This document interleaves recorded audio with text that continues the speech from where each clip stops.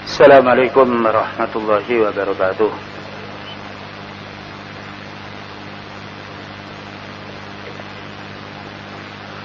Innal hamdalillah nahmaduhu wa nasta'inuhu wa nastaghfiruh wa na'udzu billahi min shururi anfusina wa sayyiati a'malina. من يهده الله فلا مضل له ومن يضلل فلا هادي له أشهد أن لا إله إلا الله وحده لا شريك له وأشهد أن محمدا عبده ورسوله قال الله تعالى يا أيها الذين آمنوا اتقوا الله حق تقاته ولا تموتن إلا وأنتم مسلمون فإن أصدق الحديث كتاب الله وخير الهدى هدى النبي صلى الله عليه وسلم وشر الأمور محدثاتها وكل محدثة بدعة وكل بدعة ضلالة وكل ضلالة في النار. أيها الإخوة أعزائي وأعزكم الله. Sebentar lagi kita akan memasuki tahun baru hijrah, yaitu 1 Muharram yang sekarang tanggal 28 Zulhijjah. Karena kita melihat adanya peristiwa-peristiwa baik itu yang dilakukan oleh kaum muslimin dan juga yang lainnya, maka perlu kita bahas hal ini agar kita tidak jatuh kepada perkara bid'ah atau maksiat, tapi kita bisa mengamalkan sunnah. Bulan Qamariyah atau bulan Qamariyah itu diawali dengan Al-Muharram. Dinamakan Al-Muharram karena hadha syahru syahran muharraman tasrihan bifadlihi. Dia dinamakan Muharram karena dimuliakan, karena mulianya bulan ini. Wa ta'kidan li tahrimihi, dan diharamkan orang itu untuk berbuat sesuatu yang melanggar syar'i. Itu dinamakan bulan Muharram, dan disebut pula Al-Muharram syahrullah. Muharram itu adalah bulannya Allah. Jadi Al-Muharram dinamakan syahrullah, bulannya Allah, karena mulianya. Seperti masjid dikatakan Baitullah, seperti Ka'bah dinamakan Baitul Atiq, atau Masjidil Haram dinamakan Baitul Atiq. Jadi menunjukkan mulianya. Kemudian kebiasaan orang Arab, ini yang nomor 2, bahwasanya orang Arab itu mempunyai, yaitu tataqallabu fihi, berpindah-pindah dia. Fatahallahu aman, maka menghalalkan satu saat, yaitu satu tahun tertentu. Wa tuharrimuhu aman, dan mengharamkan satu saat tertentu, dan di rumah lainnya, yaitu dengan Al-Muharram. Kemudian juga disebabkan dikatakan Al-Muharram karena al-qitalu fihi muharramun. Perang pada bulan Muharram itu hukumnya haram. Jadi Rasulullah SAW dan juga para sahabatnya mengharamkan untuk perang pada bulan Muharram, kecuali apabila mereka itu diperangi. Ini di antara sebab mengapa dinamakan bulan Al-Muharram. Dan kita tidak boleh mengatakan bulan Muharram, tetapi harus Al-Muharram. Ya, jadi Muharram tidak boleh, tetapi Al-Muharram yang nanti akan dijelaskan oleh para ulama sunnah. Keutamaannya. Nah, ya. Jadi ada satu saat bulan itu ada punya keutamaan, tapi keutamaan dengan munculnya ibadah yang disyariatkan oleh Allah Subhanahu wa taala. Seperti keutamanya bulan Dzulhijjah yang telah kita bahas sebelumnya, dan juga keutamaan bulan Ramadan. Maka bulan Al-Muharram juga ada keutamaan. Pertama, wa huwa syahrullah, itu adalah sebutannya bulan Allah. Syahrullah al-Muharram kama na'athu bidzalika wa nasabahu ila rabbih nabiyina Muhammadin sallallahu alaihi wasallam, dan sebagaimana dijelaskan pula oleh Rasulullah sallallahu alaihi wasallam. Berkata Al-Hasan Al-Basri rahimahullah taala. Al-Hasan Al-Basri merupakan salah seorang tabi'in, yaitu ulama yang ma'ruf, ahli tafsir dan juga ahli hadis. Dia mengatakan, innallaha azza wa jalla iftataha as-sanata bi syahril harami. Sesungguhnya Allah membuka tahun itu dengan bulan Al-Muharram. Jadi mestinya bulan kita itu bukan bulan Masehi, tapi bulan Hijriyah. Ya. Jadi bulan Hijriyah, bahkan sebagian ulama melarang kita memakai kalender Masehi. Karena itu tasabuh, yaitu dengan orang yaitu Nasrani. Sedangkan bulan yang dimaksudkan oleh kaum muslimin adalah Al-Qamariyah, berhubungan dengan peredaran bulan, yang itu ada 20 tempat munculnya dan jatuhnya bulan. Dinamakan bulan Al-Qamariyah. Wa khatamaha bi syahril haram, dan Allah menutupnya bulan ini pula dengan bulan Al-Haram. Jadi diawali bulan Qamariyah ini dengan bulan haram, dan ditutupnya pula dengan bulan Al-Haram. Falaysa fis sunnati ba'da syahri ramadhana a'zama 'indallahi minal muharrami. Maka tidak ada di dalam fissanati, di dalam tahun ba'da syahri Ramadan, setelah bulan Ramadan, yang lebih agung di sisi Allah Ta'ala melainkan bulan Al-Muharram. Jadi bulan Al-Muharram termasuk bulan yang dimuliakan oleh Allah Ta'ala setelah bulan Ramadan itu sendiri, dengan dasar hadis yang diriwayatkan oleh Imam Muslim. Maka Imam Muslim berkata, hadis ini dijelaskan oleh Rasulullah sallallahu alaihi wasallam. Apa kata beliau? Afdalus siyami ba'da ramadhana syahrullahi al-muharram.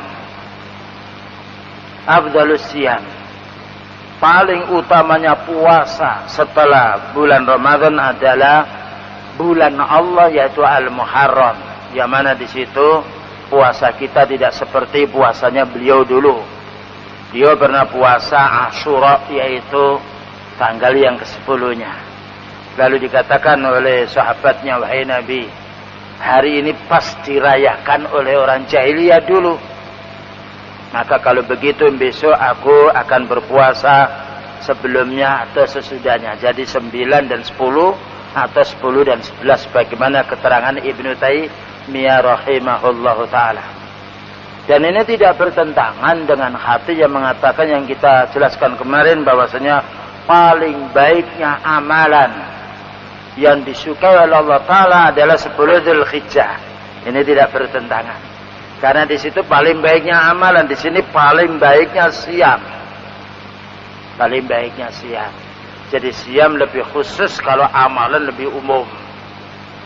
Jadi hadis yang dulu kita baca ketika yaitu berhubungan dengan bulan Dzulhijjah, beliau mengatakan yaitu paling agungnya hari-hari dan paling mulianya amalan adalah 10 Dzulhijjah. Jadi umum, entah itu siamnya atau zikirnya atau sedekahnya atau yang lainnya. Tapi di sini paling afdalnya puasa setelah Ramadan adalah puasa Syahrullahi al-Muharram. Dan ini bukan berarti puasa Arafah itu tidak afdal, bukan begitu. Kan kemarin sudah dijelaskan bahwasanya puasa Arafah adalah, aku berharap, katanya Abu Qatadah, diampuni dosaku ini setahun sebelumnya dan juga setahun sesudahnya. Itu kan keutamaan. Ini pun juga afdal, lebih tinggi lagi keutamaannya. Jadi bukan berarti lebih tinggi lalu yang lain itu tidak ada lagi yang lebih tinggi. Jadi di sini hal yang disyariatkan atau yang disunnahkan atau yang dimuliakan kita pada bulan Muharram ini dengan amalan secara khusus, yaitu siyamu Asyura dan juga Tasu'at atau 2 hari berpuasa 9 dan 10-nya atau 10 dan 11-nya. Karena beliau ingin menyelisih orang ahli kitab atau orang jahiliyah pada zaman dahulu. Ada pun hadis yang menerangkan, pernah beliau ditanya oleh salah seorang, su'ilan Nabi sallallahu alaihi wasallam ayyus shaumi afdalu ba'da Ramadhana, puasa apa yang paling mulia setelah bulan Ramadan? Maka beliau menjawab, puasa Sa'ban karena agungnya Ramadan. Maka ini hadisnya mungkar. Jadi nanti apabila ada pengajian atau yang lainnya yang memberikan penjelasan bahwasanya hadis yang menjelaskan puasa apa yang paling mulia setelah bulan Ramadan, dijawab oleh beliau puasa Sa'ban karena agungnya Ramadan, maka hadis ini adalah mungkar. Memang beliau puasa banyak pada bulan Sa'ban, tapi bukan keseluruhan. Namun bukan berarti menunjukkan lebih mulianya bulan itu. Dan hadis ini mungkar, maka hadis mungkar ditolak. Yaitu namanya mungkarun, dan hadis yang sikko yang kuat namanya hadis yang ma'ruf, itu menurut istilah ahli hadis. Ya. Jadi kalau kita kembali kepada yaitu keutamaan bulan yaitu Al-Muharram, dari sisi amalan hanya satu, yaitu berpuasa pada hari 9, 10 atau 10 dan 11 dengan dasar hadis yang telah dijelaskan tadi. Berkata Imam Nawawi rahimahullah, kita perlu menukil perkataan para ulama sunnah agar kita tidak salah di dalam menentukan hukum. Dan ulama sunnah, ulama hadis, mereka yang paling berhak memberi fatwa daripada yang lainnya. Karena dimaksudkan fatwa adalah fatwa dari Rasulullah sallallahu alaihi wasallam. Imam Nawawi adalah imam yang terkenal di ahli hadis dan juga mensyarah kitab Muslim. Demikian juga punya kitab Al-Adhkar dan juga punya kitab yang lainnya yang merupakan rujukan dari kalangan para ulama sunnah. Apa katanya? Disebutkan di dalam kitab Al-Adhkarnya, wa yukrahu ayyusamma al-muharramu safaron. Dibenci jangan sampai bulan Al-Muharram itu dikatakan bulan Safar. Li'anna dzalika min adatil jahiliyah. Karena ini adalah adatnya orang jahiliyah. Jadi jahiliyah itu punya bulan Safar, yaitu bulan yang dianggap nasib sial. Hanya beliau mengatakan la adwa wa la safara. Tidak ada penyakit menular, tidak ada sial karena bulan Safar.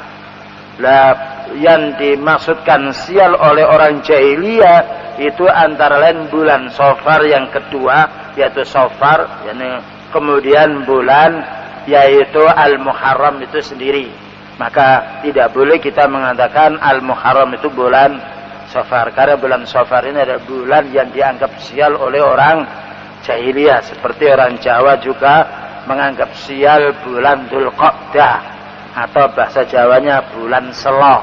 Kata mereka seselane barang sing Allah, sehingga mereka tidak mau menikah, tidak mau membangun rumah, tidak mau membuka perusahaan yang lainnya karena khawatir nanti nasibnya tercela. Karena Dzulqa'dah itu maknanya bulan istirahat, bulan duduk beristirahat. Jadi siapa yang membuat aktivitas nanti dia celaka. Ini ramalan orang-orang Buddha nenek moyang kita pada zaman dahulu, dan ini masih dilariskan pula orang-orang desa, bahkan juga sebagian orang kota yang menganggap ada bulan-bulan tertentu yang sial. Tidak ada bulan yang sial. Yang sial itu adalah manusianya sendiri, sebagaimana disebutkan di dalam surat Yasin, yaitu innama ta'irukum ma'akum, sesungguhnya sialmu itu karena perbuatan kamu sendiri. Jadi dia ada bulan yang jelek, adapun bulan yang baik itu hubungannya dengan amal ibadah. Jadi bulannya itu sendiri tidak mendatangkan manfaat, tidak menolak bala. Namun ada bulan-bulan yang dimuliakan oleh Allah bukan karena bulannya, tapi karena sebab amalan yang jatuh pada bulan tersebut. seperti yaitu dikatakan oleh Allah Subhanahu wa taala bahwasanya haji itu fi ayyamin ma'dudat, dalam bulan tertentu yaitu bulan Syawal, bulan Syawal, Dzulqa'dah dan juga Dzulhijjah. Selanjutnya yang dimuliakan oleh Allah Subhanahu wa taala, perkara-perkara yang bid'ah pada bulan Muharram. Itu tadi perkara sunnahnya hanya satu. Jadi tidak ada keunggulan yang lain kecuali as-shaum. Maka banyak orang yang melebihi, yang menambah-menambahi. Padahal beliau dalam khutbah Jumatnya, wa syarrul umuri muhdatsatuha. Paling jeleknya perkara apabila agama ini ditambahi perkara yang baru. Maka diantaranya dikatakan oleh Al-Allamah Bakar Abu Zaid rahimahullah, merupakan yaitu anggota riset ilmu di Saudi Arabia yang telah meninggal dunia baru saja. Dia termasuk dari kalangan para ulama sunnah, menjadi rujukan pula oleh para penuntut ilmu. Beliau mengatakan, la yasbutu fi syar'i syai'un min dzikrin. Tidak ada di dalam hadis pun atau ayat disyariatkan zikir tertentu pada bulan Al-Muharram. Au du'ain li awalil am, atau membaca doa-doa pada awal tahun baru hijrah yaitu Al-Muharram, tidak ada. Wa huwa awwalu yaumin aw lailatin min syahri Muharram. Banyak orang yang meramaikan yaitu pada awal bulan Muharram ini harinya, siang harinya dan juga malam harinya. Biasanya siang harinya disambut dengan puasa 1 Muharram, itu pun tidak ada dalil. Jadi kita tidak melarang berpuasa. Namun kalau kita mengkhususkan puasa 1 Muharram dalam rangka menyambut kedatangan bulan Hijri, maka termasuk amalan yang tidak pernah dikerjakan oleh beliau sallallahu alaihi wasallam, dan tidak pula dikerjakan oleh para sahabatnya, atau tidak pula dikerjakan para ulama sunnah. Ini perlu kita pahami. Jadi jangan nanti mengatakan siam kok tidak boleh. Bukan begitu. Tapi memastikan siam, kecuali kalau 1 Muharram itu kita pas waktu itu hari Senin. Nah, kita puasanya karena hari Senin. Atau hari Kamis, pas puasanya kita hari Kamis. Tidak mengapa, karena bukan bermaksud untuk menyambut tahun baru Hijriah ini, tetapi bermaksud untuk melaksanakan siam sunnah yaitu hari Senin dan hari Kamis. Atau siam Nabi Dawud, tidak mengapa. Pas jatuh pada satunya, jatuhnya dia siam, maka tidak mengapa. Innamal a'malu binniyat. Jadi menyambut siang harinya dengan siam, kemudian juga menyambut pula malam harinya dengan ihya'ul lail, menghidupkan malam, bahasa Jawanya melek bengi. Ya, awwalu yaumin min Muharramin bis sholati, disambutnya malam 1 Muharram itu dengan salat, dengan zikir, dengan doa. Maka hal ini la dalila alaihi, tidak ada dalilnya. Bisa dicari dalam kutubus sita atau kutubus tis'a atau yang lainnya, tidak akan kita mendapatkannya. Maka sesuatu yang tidak dikerjakan oleh Rasulullah SAW, tidaklah kita mengerjakannya, sekalipun itu diperintah oleh orang. Karena perintah siapapun manusia, apabila perintahnya tidak cocok dengan syar'i, maka kita tidak boleh mengamalkan. Karena menjadi panutan kita bukanlah ustadz, bukanlah kiai, bukanlah syekh, bukanlah yaitu mutir yang lainnya. Yang menjadi panutan kita adalah Rasulullah sallallahu alaihi wasallam. Seandainya menyambut 1 Muharram dengan berpuasa, menyambut malam Muharram ini dengan saum, dengan qiyamul lail, mestinya beliau yang melakukan dulu. Mestinya beliau yang memberikan contoh, karena paling baiknya amal beliau mengerjakannya. Justru apabila beliau tidak mengamalkan, maka itu paling jeleknya amal. Karena beliau dan juga para sahabatnya yaitu tekun sekali untuk beramal ibadah, tapi semuanya sumbernya dari Al-Quran maupun dari wahyu itu sendiri. Ya, ini keterangan dari Syekh Abu Bakar Abu Zaid rahimahullah, bisa lihat dalam kitab Tashihud Doa, meluruskan doa-doa yang salah, halaman 107 sampai 108. Kemudian berikutnya beberapa amalan-amalan yang termasuk yaitu bid'ah pula, maknanya tidak ada tuntunannya walaupun niatnya baik. Karena niat baik tidak cukup untuk beribadah. Niat baik ini harus disertai dengan mengikuti sunnahnya Rasulullah Sallallahu Alaihi Wasallam. Ahdatsu Aidin, mengadakan perayaan atau hari ulang tahun Hijri. Lidukhulil amil hijri, karena masuknya tahun baru hijrah. Waqtiyati tahani bibuluhihi, dan menyampaikan yaitu kata selamat tahun baru. Nah ya, sebetulnya itu semuanya konsepnya dari orang Nasrani. Cuma orang Islam itu ya tidak mau belajar agamanya, terus pokoknya itu dianggap baik, lalu kita dirubahnya. Kalau itu orang Nasrani memperingati hari Natal, tahun baru Masehi, kalau orang Islam mau memperingati hari tahun baru Hijri, itu maksudnya mereka. Tapi ini maksud yang tidak ada sunnahnya dari Rasulullah Sallallahu Alaihi Wasallam. Karena ketika beliau datang kota Madinah, maka beliau menjumpai 2 hari yang diramaikan. Beliau menanya, ma hadzanil yaumani, ada apa 2 hari ini kok ramai sekali? Nah, jawabnya para sahabatnya, wahai Nabi, kunna nal'abu, kita main-main, fihima yaumal jahiliyah.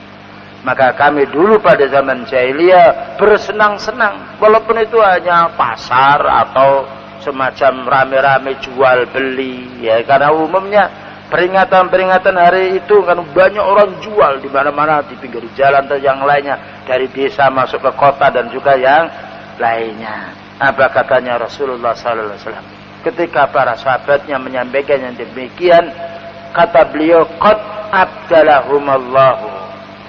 abdalahumallahu lakum khairan minhuma, sungguh Allah telah mengganti kedua ini yang lebih baik untukmu, yaitu Idul Fitri wa Idul Adha. Ini hari ulang tahunnya kaum muslimin.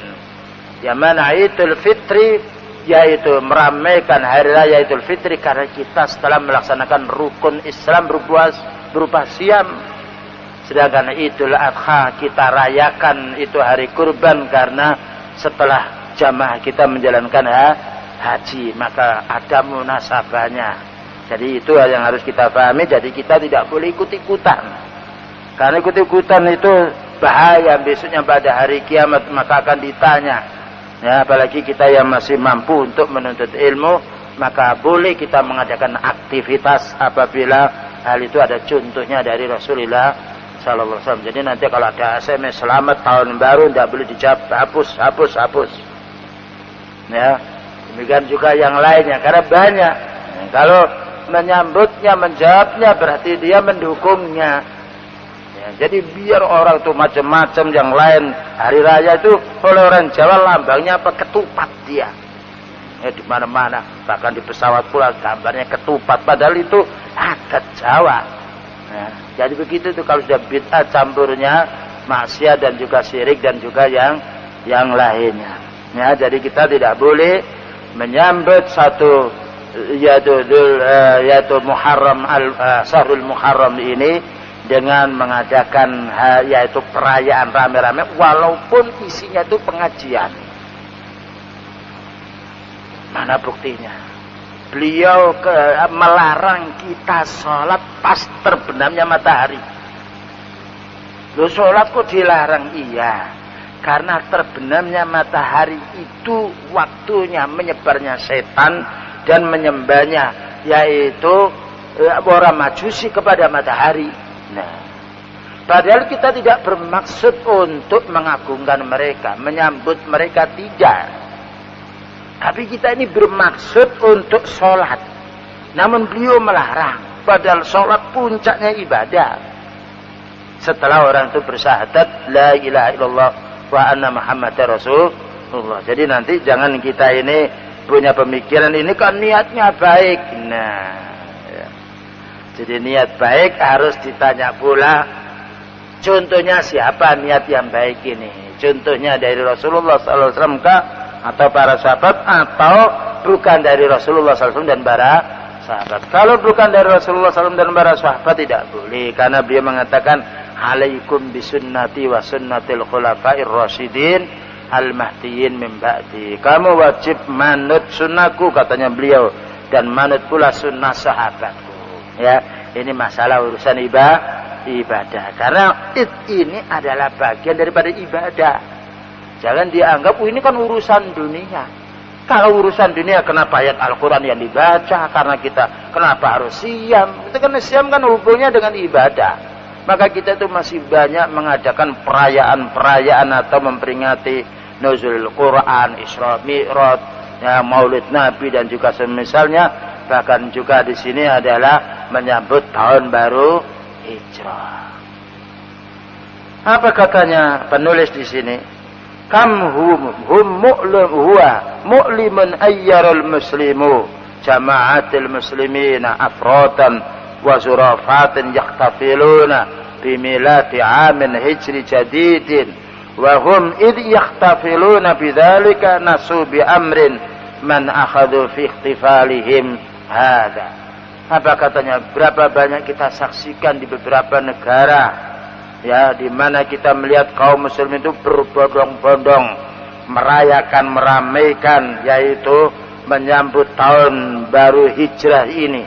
Padahal mereka lupa apakah hal ini diamalkan oleh Rasulullah SAW ataukah diamalkan oleh para sahabatnya. Oleh karena itu kalau kita menjumpai yaitu hari raya Idul Fitri dan Idul Adha tidak ada perbedaan. Karena memang itu dalilnya ada dari Quran maupun dari hadis Rasulullah SAW. Bahkan juga aktivitas di dalamnya itu diatur mulai awal sampai akhir. Tapi hari raya bid'ah itu diatur oleh manusianya masing-masing sesuai dengan hawa nafsunya. Ini menunjukkan itu bukan dasar dari Rasulullah SAW. Yang nomor 2, al-ikhtifal bimunasabati hijrati Rasuli sallallahu alaihi wasallam. Ada orang yang meramaikan, ya, bulan Al-Muharram ini karena hubungannya dengan hijrahnya Rasulullah sallallahu alaihi wasallam. Kalau tadi meramaikan karena masuknya satu hijrah. Kali meramaikan, kita ramaikan karena ini hubungannya, peristiwanya dengan hijrahnya Rasul sallallahu alaihi wasallam, dikatakan bulan hijrinya karena mengenang hijrahnya beliau. Maka ini juga termasuk perkara yang tidak diamalkan oleh Rasulullah sallallahu alaihi wasallam. Seandainya ini ada, mestinya juga ditulis di dalam Al-Quran atau di dalam hadis Rasulullah sallallahu alaihi wasallam. Bayangkan beliau sholat witir, sholat malam, ditulisnya di dalam hadis. Sampai beliau bepergian buang air itu ditulis di dalam hadis, ya. Maka bagaimana perayaan menyambut yaitu hijrahnya Rasulullah SAW tidak ditulis, lalu ditemukan oleh orang belakangan. Kalau orang itu menemukan barang kuno yang terpendam mungkin, tapi din itu tidak ada sifatnya ditemukan setelah Rasulullah SAW meninggal dunia. Karena sebelum meninggal dunia Allah telah menurunkan ayat al-yauma akmaltu lakum dinakum. Hari ini sudah aku sempurnakan agamamu. Pada saat Rasulullah SAW berada di Arafah yang kumpulnya kaum muslimin. Apa katanya di sini? Inna minan nasi al-yauma man la ya'rifu an hijratin Nabi sallallahu alaihi wasallam illa annaha dzikra tamurru kulla amin. Ada sebagian manusia pada zaman sekarang tidak mengerti apa yang dimaksudkan hijrahnya Nabi sallallahu alaihi wasallam itu. Mereka itu hanya mengingat ini yaitu waktu hijrahnya beliau saja. Jadi tidak mengerti apa yang dimaksudkan hijrahnya Rasulullah sallallahu alaihi wasallam. Namun hanya diramaikan, diingat pula ketika berlalu tahun baru, ini kan tahun hijrah, maka ada yang memperingati awal tahunnya, ada yang memperingati hijrahnya. Maka hal ini pun wa tuqama bi munasabati ikhtifalatun, bahkan juga diramaikan dalam rangka memperingati hijrahnya Rasulullah SAW ini dengan pesta-pesta, wa khutabun dan khutbah-khutbah, wa muhadharat dan juga ta'lim. Nah, limuddati ayyami dengan beberapa hari, summa tantahi kemudian selesai, wa tunsa ila mururi tilkal ayyami bis sanatil qabilah, kemudian dilupakan lalu nanti datang lagi begitu diramaikan lagi. Maka ini keadaan orang dahulu dan ini sudah dikupas oleh para ulama sunnah, ya, agar kita tidak ikut-ikut. Karena banyak orang bertanya, bagaimana kalau kami dimintai sumbangan untuk dalam rangka menyambut satu hijrah ini, satu bulan Al-Muharram ini, atau dalam rangka untuk peringatan hijrahnya Rasulullah SAW, maka tidak boleh walaupun 1 rupiah. Untuk kebaikan kok tidak boleh? Bukan kita melarang orang berbuat baik, tapi ada hadis Rasulullah sallallahu alaihi wasallam, la'anallahu man awa mukhtisan.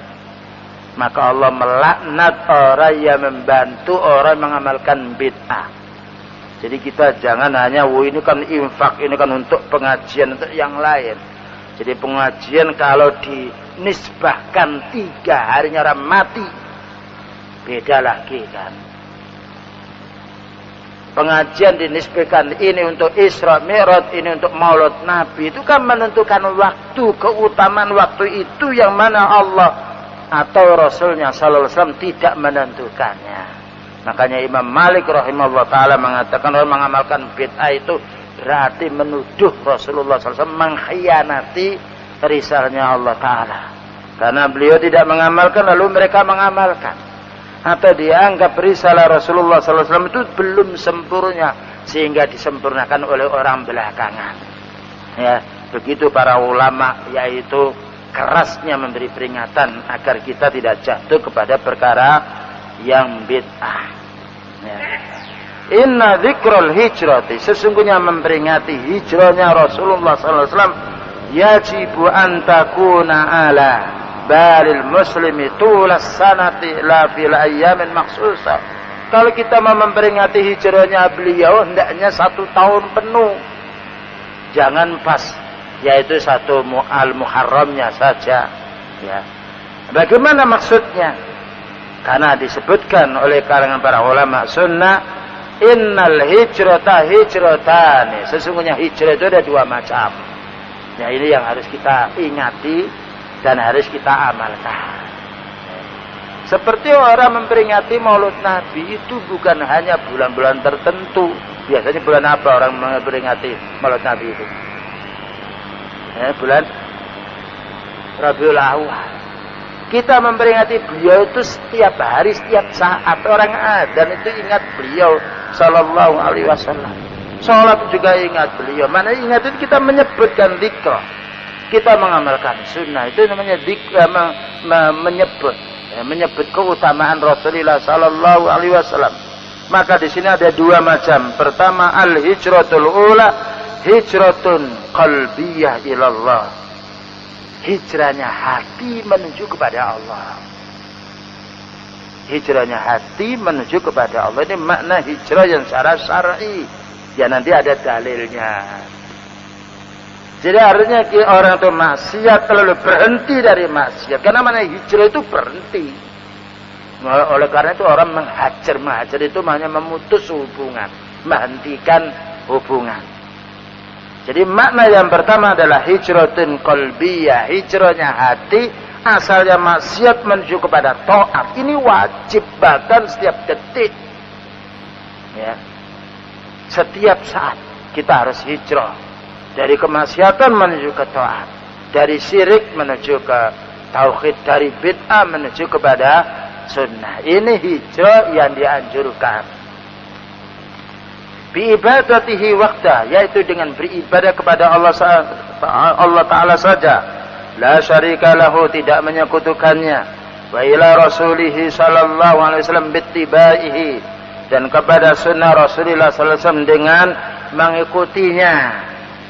Wa fi'li ma amara bihi, dan mengerjakan apa yang diperintahkan oleh Allah. Wa taraka ma nahaa anhu, dan meninggalkan apa yang dilarang oleh Allah. Ini namanya hijrah qalbiyah. Itu namanya kita memperingati hijrahnya beliau. Jadi jangan dikenang, oh Nabi itu begini, lalu kita tidak paham, tidak mengamalkan. Ya.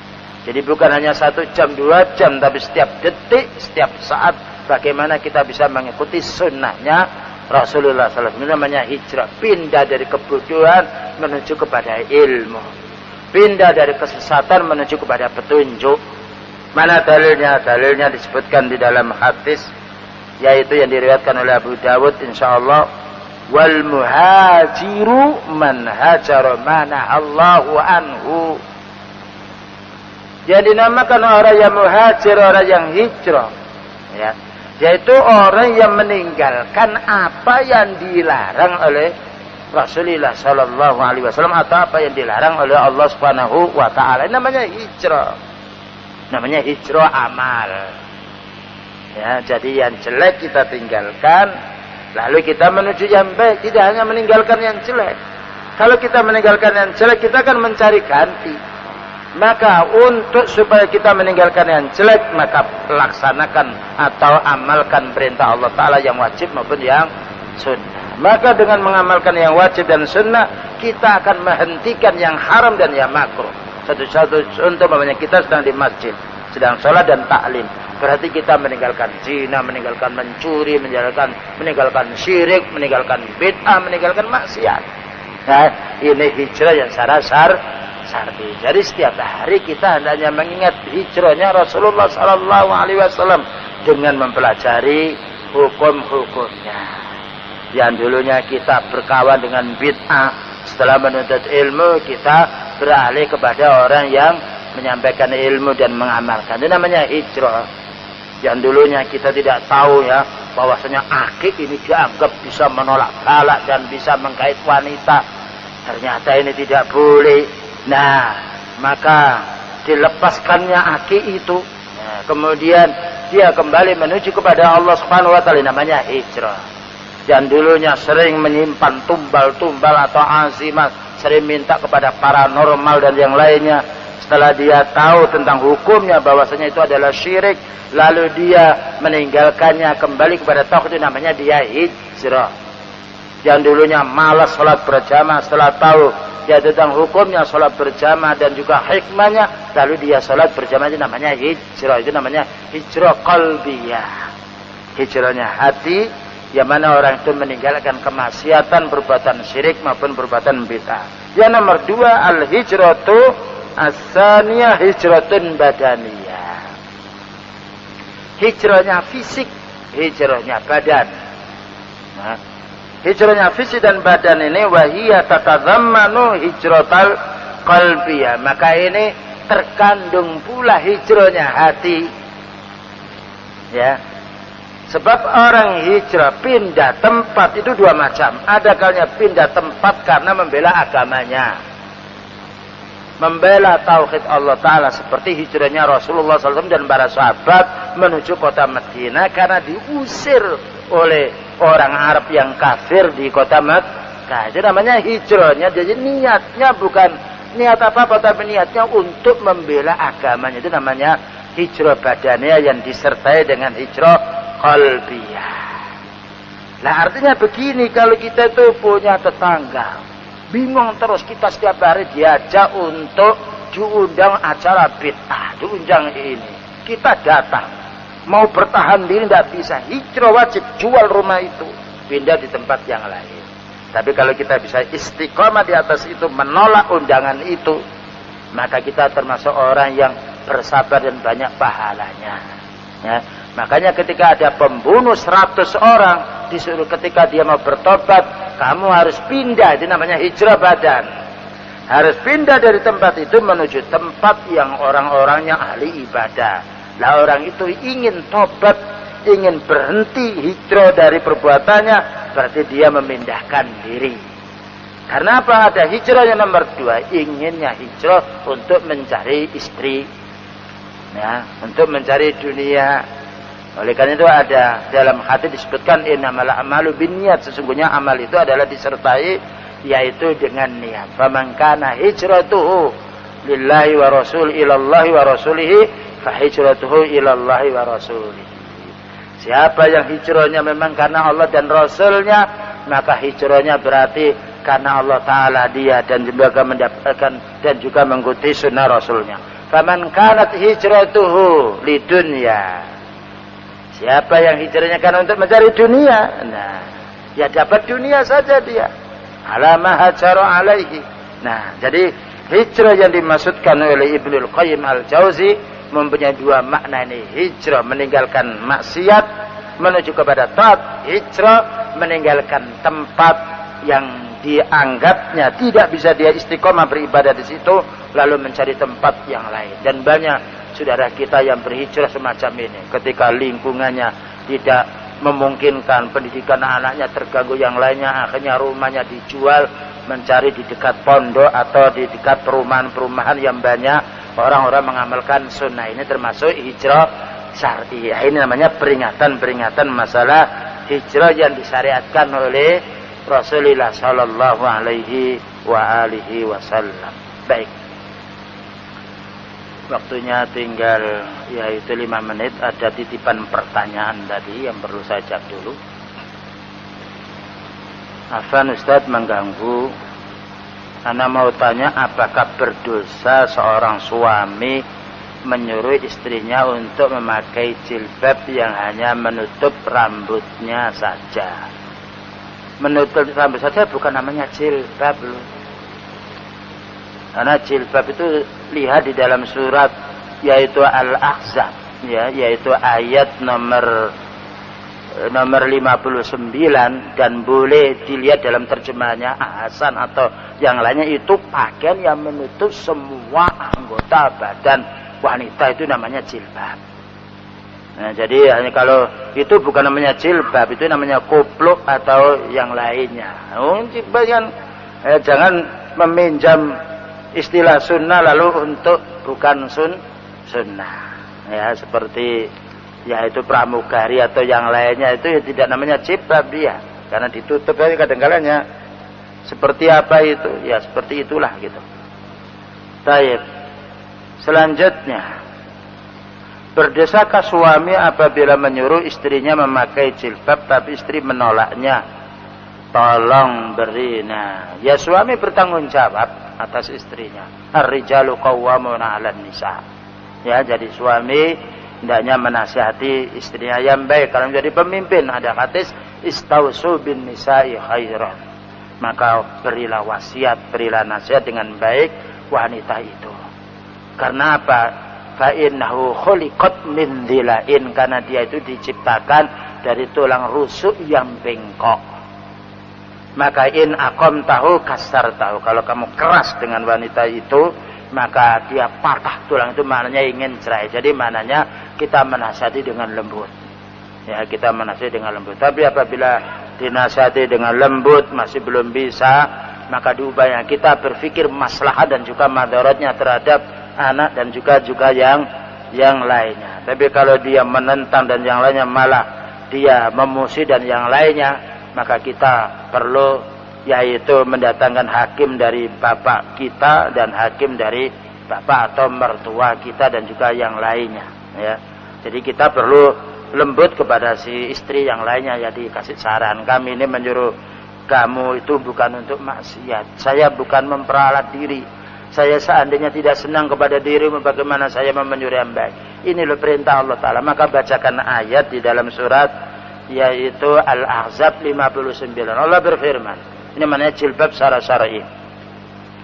Ya ayuhan nabiyyu, wahai nabi, qul li azwajika wa banatika wa nisa'il mu'minin, beritahu istri-istrimu dan putri-putrimu dan istri-istrinya orang yang beriman, yudnina alaihinna min jalabibihinna, hendaknya menjulurkan jilbabnya. Yang dinamakan jilbab itu adalah kain yang longgar, yang tebal, yang menutup semua anggota badan. Silakan buka tafsir Ibnu Katsir surat Al-Ahzab 59 atau Quran terjemahan dari Saudi yang warnanya coklat, itu ada keterangan di situ, atau Hasan yang lainnya yang dulu pernah saya membacanya. Itu semua jilbab itu pakaian yang menutup semua, menutup aurat wanita.